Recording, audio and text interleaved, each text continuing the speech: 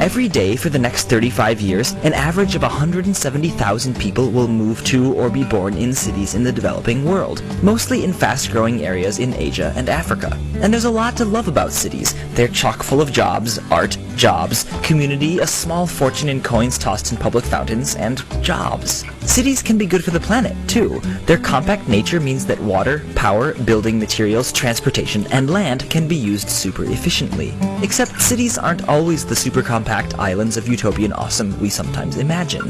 That's because they're usually made up of urban cores surrounded by less dense residential, commercial, and industrial zones that sprawl on and on and on and on and on and on and on and on and on and on and on and on.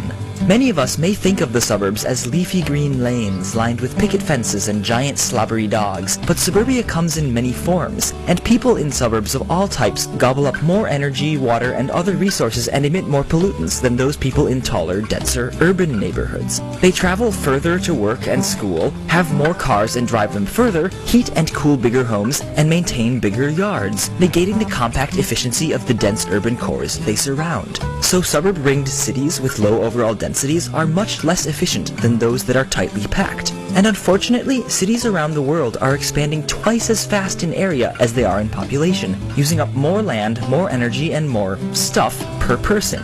We could reverse this trend by getting rid of resource-hungry suburban sprawl altogether, but that just isn't how cities tend to develop organically. In reality, wide highways and cheap gas tend to encourage more cars and commuters, and height limits on buildings or zoning of homes and businesses separately push growth outward. So policies allow us to influence the shapes of our cities, for bad or good. Investing in mass transit and boosting gas prices encourages people to ditch their cars and live closer to each other, while mixed zoning laws allow them to work and play closer to home. And when people live densely, they use resources less intensely. So in cities, as in life, we have a choice: sprawl or grow tall.